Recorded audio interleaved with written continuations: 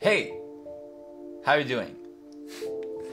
I'm actually waiting for the sun to go behind the clouds because it's really harsh, but I think we're going to have to deal with it because I can't wait all day or postpone this because I've postponed it a bit for now because, well, you don't care actually. Anyway, I'm just looking at my phone because I can see how my angle is looking because the A7 III doesn't have a flip screen, so I'm using my phone to check my angle and see if I'm looking good. Anyway, today I'm going to show you how I film my B-roll handheld in a restaurant. The story behind the shooting was that it's for a project, upcoming project for a client, and the point was to shoot how the chefs prepare the meals, and I didn't have time or collaboration. I didn't have any collaboration with the chefs because they were in a hurry to make, because they had a time limit on when they had to prepare the meal. So nothing was planned, everything was totally in a rush. So I was like going with my camera and wait, there, catch it, come on, wait, stop, that's a great angle, oh, whoa, and then flying, and then I see on the other side someone is doing something really good, and then I run off to that side, and then I just start filming, and wait, this angle doesn't look good, wait, come on, oh no, and then I probably missed a few great shots because they were such in a hurry, and I didn't have time even to use lighting. Everything was natural ambient lighting.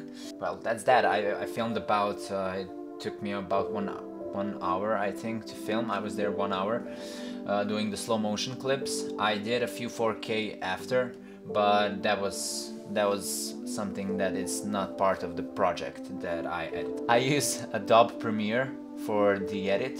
I use mostly DaVinci for my color grading, but for this time I did everything in Adobe Premiere because I felt it was more easy with the workflow. With the DaVinci Resolve 16 out now, I'm probably going full there to try. So anyway, let's get back to the project. I'm going to open up the Premiere and we're gonna see how it looks from the inside. If you haven't checked out the video yet, it will be in the description. Maybe it will appear somewhere here, I don't know, I haven't done this before, so we're just gonna jump right into it. And coffee, my best friend. I'm just gonna cut that out because it's cringe. Everybody these days drinks coffees in their videos, and it's like, yeah, we know everybody loves coffee, you know, nothing new. But I like my coffee black. Okay, take 2. I'm just gonna have to find the project because I didn't open it for a long time actually. And let me just see where it is. I think it's this. It's called Jimmy Pilot. Oh yeah.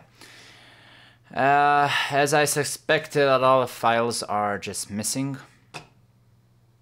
And this is gonna be the fucking pain in my ass just to find them, but I think I know where I put them actually. 5 hours later. I'm so not organized. Okay, thank you. We found most of it. Yep, okay. Okay, nice. We've made it. You're lucky. I'm lucky. Okay, so for this project, I didn't use proxies. I should have used proxy files, like they save so much time. Use proxies, please, because I have a great computer. I don't have the best one. My specs are above average, I think. First of all, the video is 1 minute. So this was intended for Instagram only, and the limit is 1 minute. I think we're not going to be able to watch this in real time, so I'm just going to find the actual video that I exported. It will be a lot better for me to first commentate on what I did. God, I'm so unorganized. Kill me. Okay. Okay, this is the altered version. For them, this is my version because they asked me to get rid of something that I personally liked. Okay, so this is the actual version that is up on YouTube. So let's watch.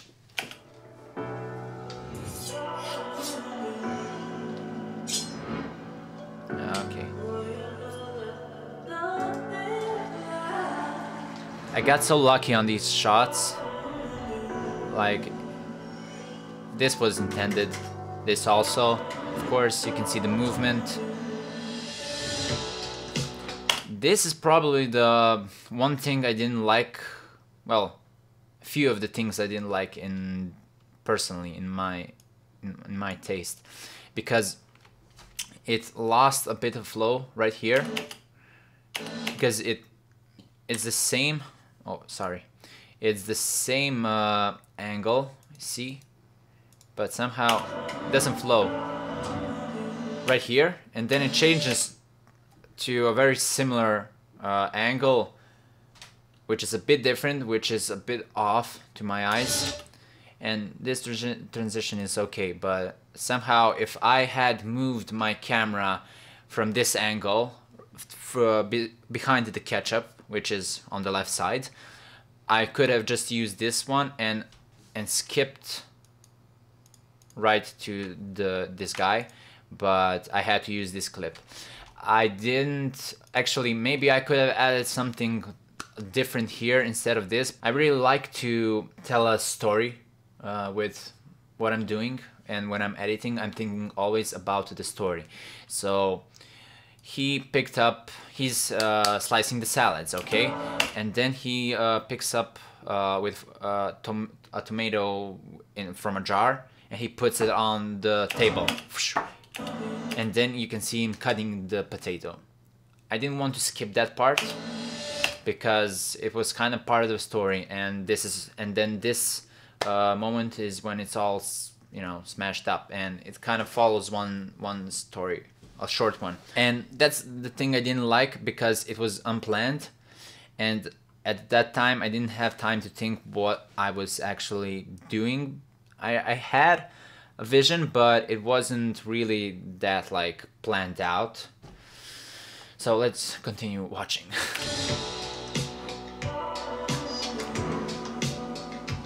The second thing I didn't like is the constant light flickering. I don't know if it's a valid excuse, but it was my first time filming in this ambient lighting, and I didn't see on the camera that the light was flickering. I shot everything at 120 frames per second. I didn't see the flickering. I have that anti-flicker plugin in Adobe Premiere, but I didn't use it because it's not really noticeable, but you know, it kind of hurts my eyes. I love this part. In this moment,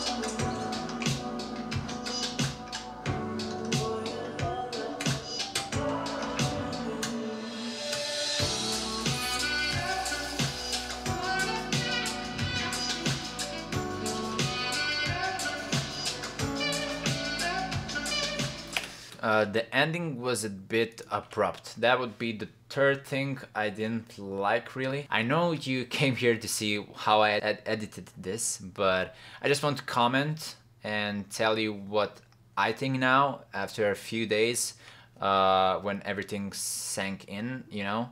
And I watched this 100 times before posting it, before sending it. I knew it was great. It was great material, but you know, the ending was not that packed well, in my opinion, because again, nothing was planned. Everything was, you know, this, jump to that place, now film this. And at that time, I didn't know I was going to make this kind of video, because everything was filmed for something else. And When I got home and saw the footages I took, I thought this would be a great opportunity to make something like this. As you can see, in 2 parts I took influence from Daniel. I think 2 to 3 weeks prior to this filming, I watched his video on B-roll Handheld, and I thought it was totally cool, and I added the... wait, I can't find it right here. Okay, here it is. The salad moment with the editing. It was influenced, and I really liked his video, so congrats to him. If you want to go watch, I really recommend to watch his videos. They're very informative, very good.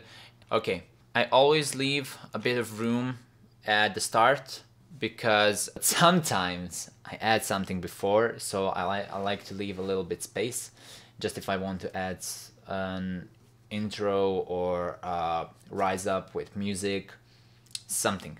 That doesn't matter what it is, credits or introduction. Okay, the point here is that I want to show you what it looks like without any audio. So this is with just the song, how it looks.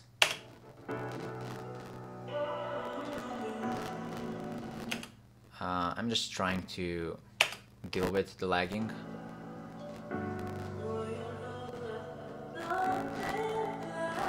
As you can see how it looks a little bit empty, like you don't hear the kitchen sound here. I mean, it could work, but it's a lot better to me with the sound, the slicing, you know? Like, you can't capture that if you're filming like this unplanned. Just to add these sounds takes you to a more experienced video, as if you were there, because I could hear that, but the camera couldn't, because there were a lot of sounds coming from everywhere. You know, when he's slicing, you can hear the guy on the left, he's yelling, pass me those ingredients. Then someone on the right is boiling something, someone is opening the door, background music in the kitchen, you know, everything is a fucking mess. Sorry for my swearing, but everything is a mess and you just can't capture the real sound. So I picked up a few free samples that are up on YouTube. You can also download them. But someone actually in the comments told me that these sounds don't sound good and that it would be better, but I don't think so. I just really don't. I just dig the sounds. I dig the sound design. I don't say I couldn't have. Maybe I could have done a better job. Yeah, probably. But for the time that I had to deliver this and for the time I had on my disposal, this was kind of my limit to everything. You can see that I've added here a few adjustment layers. First are the bars.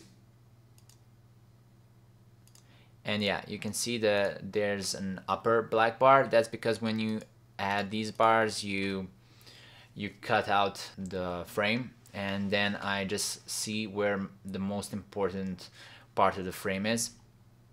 So you can see that I've positioned it. If I position it back, it will be like this. It's looking better right now, but I intended it to, yeah, you can see because of this next part, where if you'd reset this,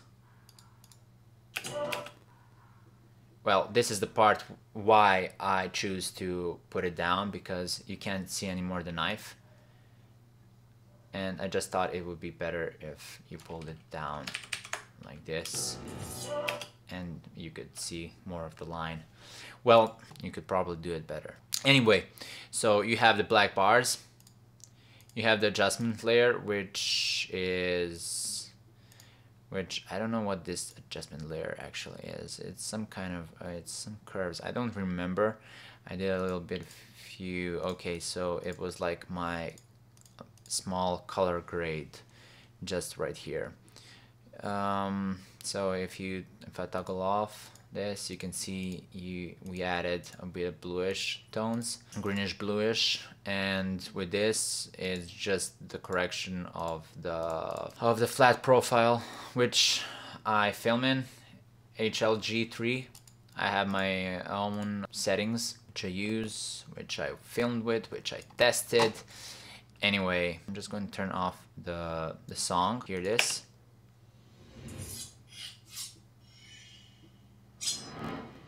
Yeah, another interesting thing. I add a lot of transition flares. You see this?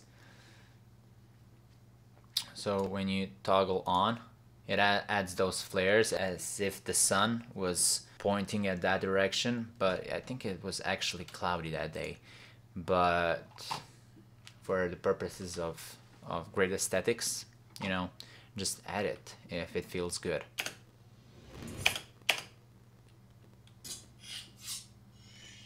You know, I followed every movement as precisely as I could, if you can see. And when he follows, it goes like that, and it throws out to the other frame, and you can hear that slap and slice. This was actually, let me just show you how it looks. Okay, I can't show you how it looks because I've nested it, but it was like, it was off rhythm with the video, so I had to slice up the audio and just place a little parts when he turns 3, 4, 5, you know. And this was not from the video. This was also downloaded from YouTube. Everything is for free. Okay, so this is something building up, and then you can see the trans flare. Also, I missed this part. You can see I've added smoke. I think it was a great, it added a great you know, feeling to the whole scene. The smoke part, like, it wouldn't be the same. It really adds the feeling. You can see a lot of flares. We have this slicing moments, cutting. I haven't manipulated the audio. It was just like this, and it felt really good. I just followed with my ears. Yep.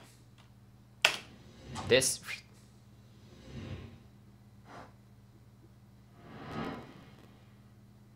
Those whoosh, whoosh effects are not that important at all, but I just like them. Again, with the flare, we have something here. I don't know what it is. Oh yeah, it's the red thing. I really like the red on this white board.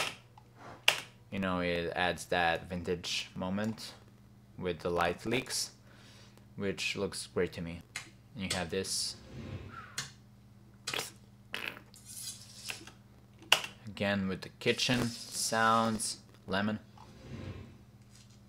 You can't hear that actually in the whole video, but you can, but it's really not that loud. But I really liked it. It's just a small detail that you could have missed out. Yeah. And I downloaded that sound, like peeling oranges sound, and it felt good. And you have that fire thing, and that's the whole sound design of the track. As you can see, these adjustment layers, not every frame has the same exposure, so I had to adjust a few ones manually with the adjustment layer, you know. And for example, this, and you can see, let's see something more interesting. This, you know, the HLG profile is not so flat like the flat profiles, but it's something in between. But that's why I like it. You move a few parameters and you're already good to go. I know you all want to see the time ramping and the cuts. Let's just get into it. Okay, so this is like 25. We slowed it down to 25, and I like to add a lot of dynamics to the cuts, because I don't want everything to be just, you know, slow motion, fast. I just like to mix it up. Mostly if I have a transition to the next scene, I always like to speed it up at the end, so it kind of whooshes to the next frame. And then it goes to the book, and the book goes then slow, and you can see that it fastened up here a bit, and then you have this part. And actually this meat that he's cutting right now is not the same as this one, because he was, for my luck, he was cutting 2-3 meats like that, and I couldn't capture from every angle. I was lucky that he was cutting more. And then you have this moment. It's nothing spectacular, you know. This, and then I just moved the camera from the oven to the chefs, and the camera autofocused on them. And this was kind of planned. I didn't know what the next transition was at the time, but I just knew I wanted this moment, and then whoosh, like, you know, whoosh. And then luckily I did hear something like this movement. This was 25%, and then I had, let me see what is the speed from this. It's 200, and then I think this is even faster, maybe. No, it's again 200. Never mind. And we have this. And sometimes when I do fast time wraps at the end, I like to make the first segment of the next frame the same speed or normal speed, because not every time it's good to have just no speed and then really slow. You know, you kind of have to level it.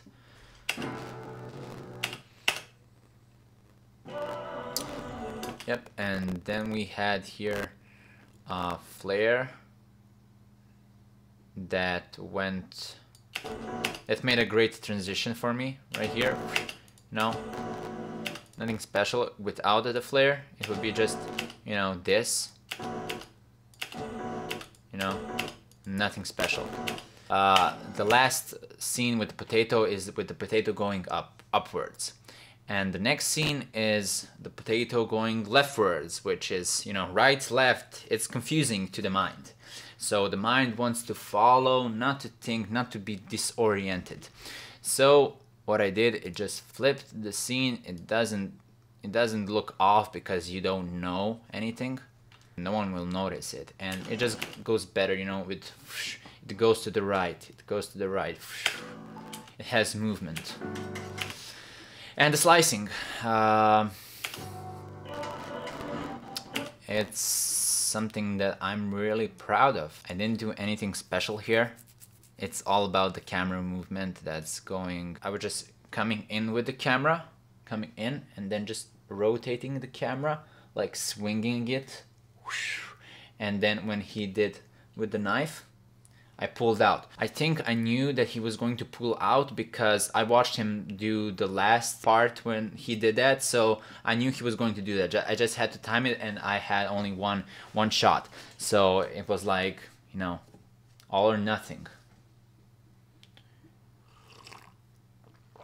God, did I told you that I love coffee? Anyway, you have these salad moments, fonts. It's nothing special. I put them behind the bars.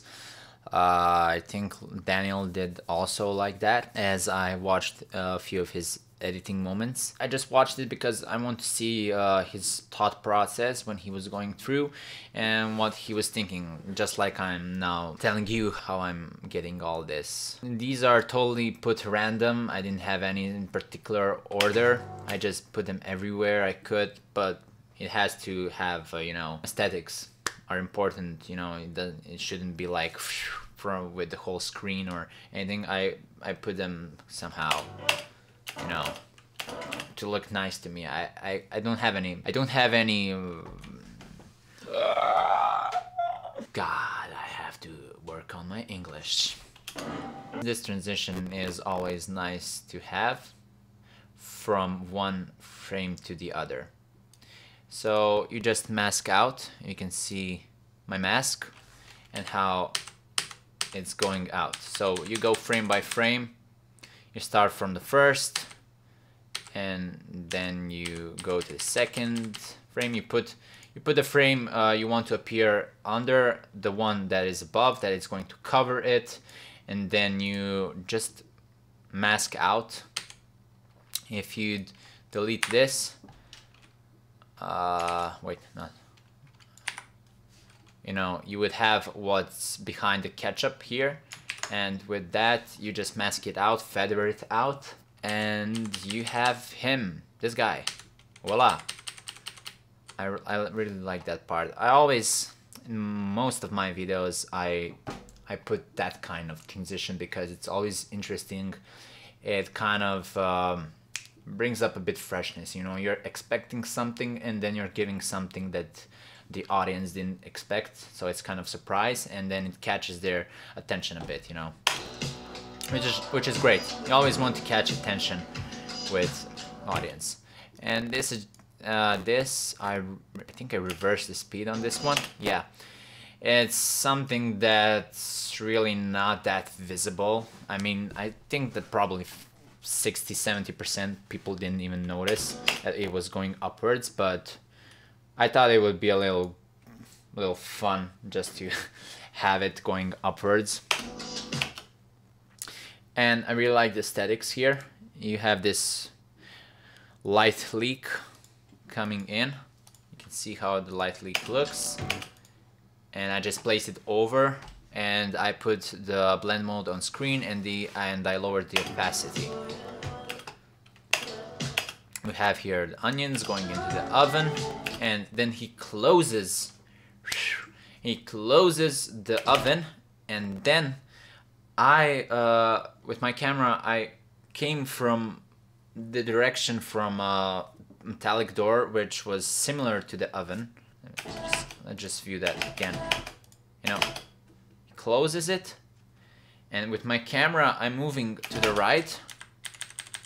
You know, he's closing it, and then you see this hand, and it disappears. Like, he closed the oven, and told another person behind it, writing on a book.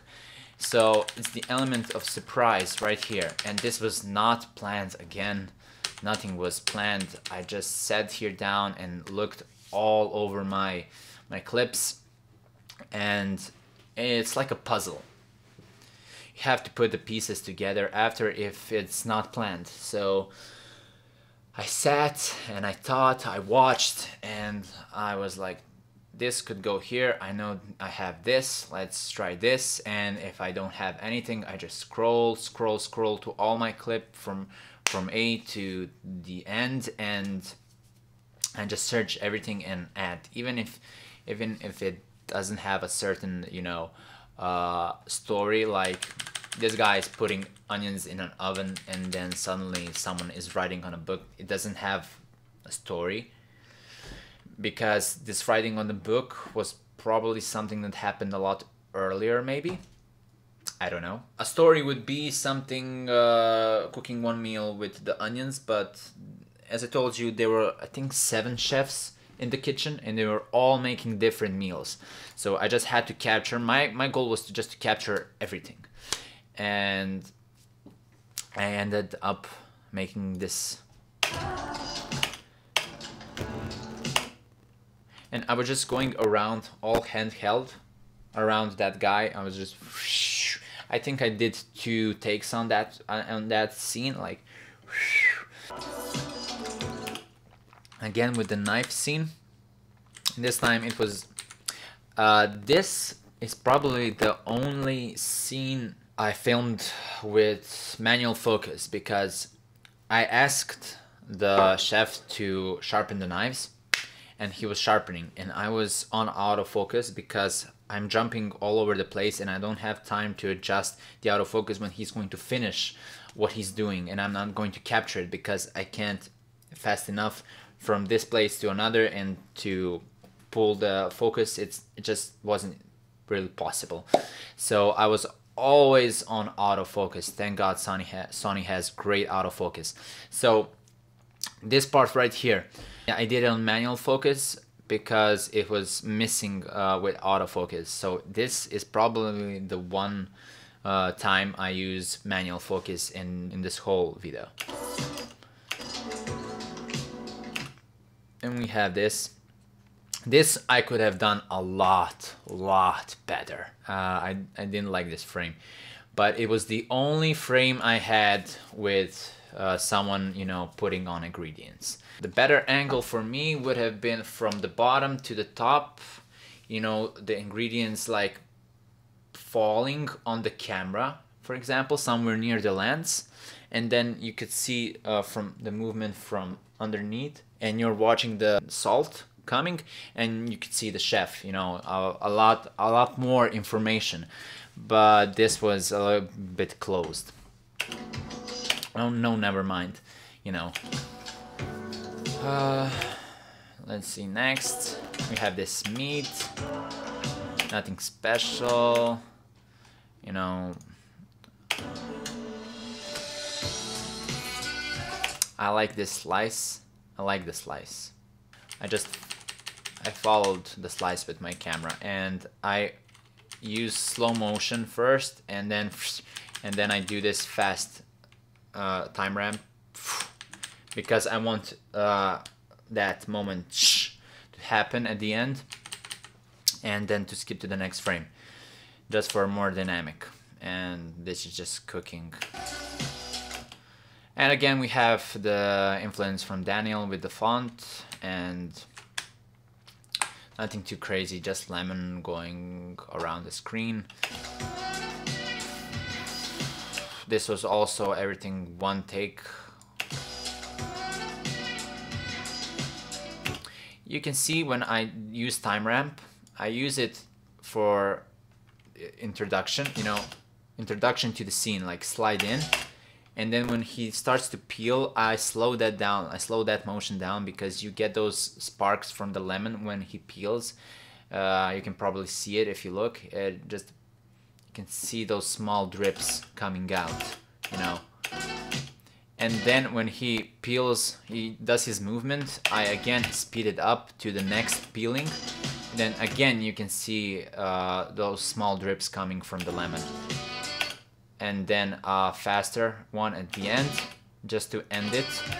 And another chef opening up a book, looking something. I think this is actually even 4K because I didn't have any more slow motion clips.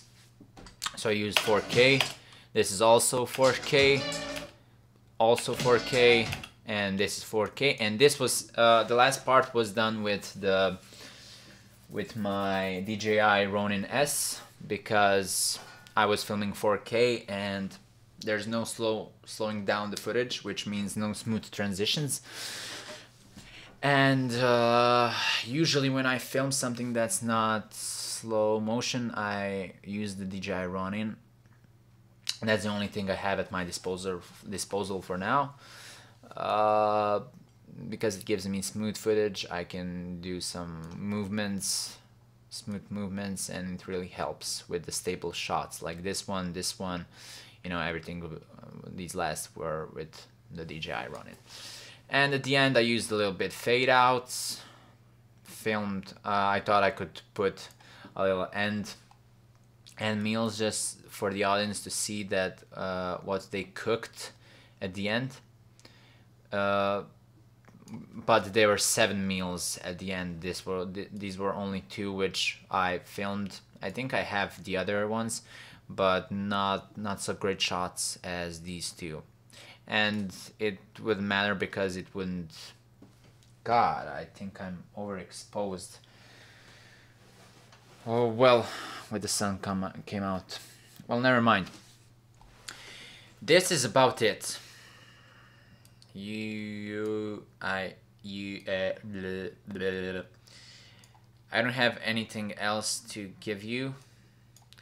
Maybe I could tell you something that what I did, how I put one informative tip for you is this is how I organize 4K garden.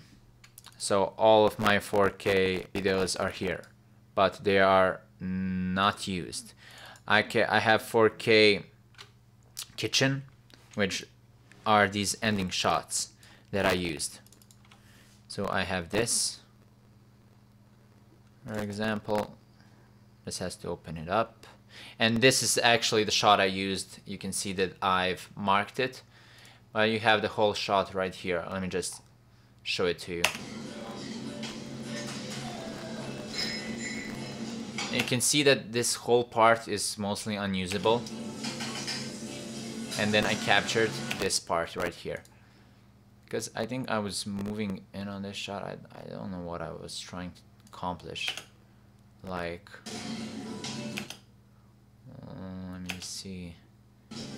Cutting. I was adjusting the Ronin, and then I failed. I failed. Then we have this part. You can see the sound. It's terrible. You have music there. It's the audio is not usable from the clips. You can see there are a lot of nice movements here. You know, but these kind of types of shots I didn't use because they don't match this type of video. Okay, we have here slow motion. We have logo. We have motion graphic templates, media. What's this? Okay, those are lens flares. I have overlays here, also some lens flares, smoke. You see I have this smoke 4K. And that's what I put on the kitchen, cooking in the kitchen, just to add the effect. And these are just sequence, and we have sound design. All of my files that I used for the sound design. It's very important to keep your files organized, especially when you have such a big file project, because you're gonna get lost. You won't know where everything is. You know, I had 15:8 slow motion, 44K, and 7 items in the garden, and logos, overlays, sound designs. It's a big thing. So that's about it. I hope this was helpful. I really do. If you liked it, I guess subscribe and like. I don't know when I'm going to do something like this again. Maybe in the future. I don't have anything planned. Yeah. Thanks for watching. Comment down below if you enjoyed it, if you want me to make more of these, because I don't know for who I'm filming this, but I just hope I helped someone out, because this took a lot of time to record and probably it's going to take time to edit. So subscribe, like, dislike, I don't care actually. Just joking, don't